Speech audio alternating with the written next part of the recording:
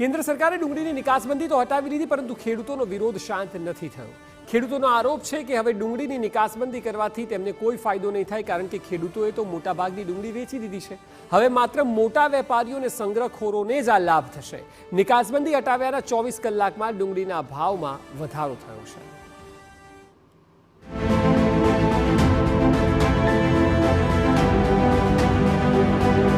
ડુંગળી પરથી નિકાસબંધી થઈ દૂર, છતાં ખેડૂતોને કેમ છે વિરોધ? ધરતીપુત્રોને હવે નહીં થાય કોઈ ફાયદો? કેમ સરકારે અત્યારે લીધો આ નિર્ણય?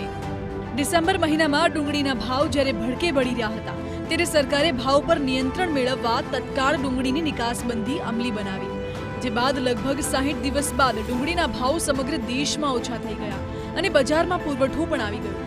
હવે સરકારે ડુંગળીની નિકાસબંધી હટાવી લીધી છે। સરકારના આ નિર્ણયથી ખેડૂતોને રાહત મળવાની શક્યતા હતી, જો કે ખેડૂતો હવે આ નિર્ણયથી ખુશ નથી। આ નિર્ણય સામે પણ ખેડૂતો પોતાની નારાજગી વ્યક્ત કરી રહ્યા છે। ખેડૂતોનું કહેવું છે કે જ્યારે ડુંગળીના ભાવ તેઓને સારા મળી રહ્યા હતા, ત્યારે સરકારે ડુંગળીની નિકાસબંધી કરી નાખી અને હવે જ્યારે ખેડૂતોએ પોતાનો માલ સસ્તા ભાવે વેચી દીધો છે, ત્યારે સરકારે ડુંગળીની નિકાસબંધી હટાવી લીધી છે, જેનાથી ખેડૂતોને કોઈ ખાસ ફાયદો નહીં થાય। સાંભળો ધોરાજીના ખેડૂતો શું કહી રહ્યા છે। ખેડૂતો જે સરકારે ખેડૂત માટે અત્યારે આ નિકાસ બંધી દૂર કરી છે, એના કારણે અત્યારે તો ખેડૂતો બહુ નુકસાની છે। પહેલા આ નિકાસ બંધી દૂર કરવાની જરૂર હતી, અત્યારે તો લગભગ ખેડૂતના ઘરમાંથી જે ડુંગળી હતી એ બધી અત્યારે નિકાસ થઈ ગઈ છે અને વેચાણ થઈ ગયું છે। કોઈ પણ ખેડૂત આમાં ફાયદો થયો નથી। આજની તારીખમાં જે નિર્ણય કરેલો છે ડુંગળી ઉપરથી નિકાસ ઉઠાવવાનો, એ તે ખેડૂતને કોઈ લાભ નહીં થાય। એમાં 80 થી 90% ખેડૂતોએ ડુંગળી વેચી નાખી છે। અત્યારે આ જે ફાયદો થશે એ બધા વેપારીઓને જેને સંગ્રહ કરેલો છે એને ફાયદો મોટો થશે। ખેડૂતોનો દાવો છે કે હવે તેમની પાસે ડુંગળીનો માલ નથી, ડુંગળી બગડી ન જાય અને વધુ નુકસાન ન વેઠવવું પડે તે માટે તેઓએ સસ્તા ભાવે વેચાણ કરી દીધું હતું, અને વેચાણ કર્યા બાદ હવે સરકારે કરેલા નિર્ણયથી સંગ્રહખોરોને લાભ થશે। જ્યારે ડુંગળીનું પુષ્કળ આવક હતી, ખેડૂતને ચોમાસાની ડુંગળી વાવેલી ત્યારે પુષ્કળ આવક થઈ, ત્યારે સરકારે નિકાસ બંધ કરી, કારણ કે ભાવ હતા 400 થી 500 રૂપિયા, ત્યાં ખેડૂતને વળતર મળે, અને ભાવ થઈ ગયા 100 થી 150 રૂપિયા નુકસાન છે।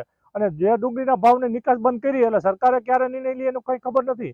અત્યારે નિર્ણય લીધો ત્યારે પીરીપતિ ડુંગળી અત્યારે બજારમાં ન હોય, માણા ખેડૂત વાવેલી તો ભાવ નહોતા, એટલે સરકારે ખેડૂતે ડુંગળી વાવી જ નથી। સરકારનો અત્યારે કાંઈ ફાયદો ન થાય, કારણ કે ડુંગળીનું વાવેતર જ અત્યારે નથી। મહત્વપૂર્ણ છે કે રાજ્યમાં લાખો ટનથી વધુ ડુંગળીનું ઉત્પાદન થયું છે, તેવા સંજોગોમાં માત્ર 3 લાખ મેટ્રિક ટન ડુંગળીની નિકાસની છૂટ અપૂરતી હોવાનો મત પણ ખેડૂતો વ્યક્ત કરી રહ્યા છે। નિકાસની છૂટ આપ્યા બાદ ભાવનગરના માર્કેટયાર્ડમાં ડુંગળીના ભાવમાં ઉછાળો નોંધાયો છે અને 20 કિલો ડુંગળી ₹200 થી લઈને 410ના ભાવે વેચાઈ છે। આપને જણાવી દઈએ કે માર્કેટયાર્ડમાં આજે 70,000 ગુણી ડુંગળીની આવક થઈ છે। ખેડૂતોનો આરોપ છે કે ડુંગળીની નિકાસની છૂટનો લાભ માત્ર વેપારીઓને કે સંગ્રહખોરોને મળશે, તો આ તરફ કોંગ્રેસે પણ ડુંગળીની નિકાસને મંજૂરીના નિર્ણયને લોલીપોપ ગણાવી છે। ખેડૂતોએ નજીવા ભાવે પોતાની ડુંગળીઓ વેચી દીધી અને હવે આ સરકાર 3 લાખ મેટ્રિક ટન, માત્ર 3 લાખ મેટ્રિક ટન ડુંગળીની નિકાસની છૂટ આપે છે। આનાથી શું ફાયદો થવાનો? ક્યાં ખેડૂતને ફાયદો થવાનો? માત્ર મતો આ ચૂંટણી આવે છે ને એટલે આ લોલીપોપ જેવી જાહેરાત છે, એમને બરબાદ કર્યા છે। અને એટલા માટે જે ખેડૂતોએ ઓગસ્ટ 2023 થી લઈને આજ સુધી જે ડુંગળી વેચી છે એ તમામ ખેડૂતોને વળતર આપવું પડે સરકારે।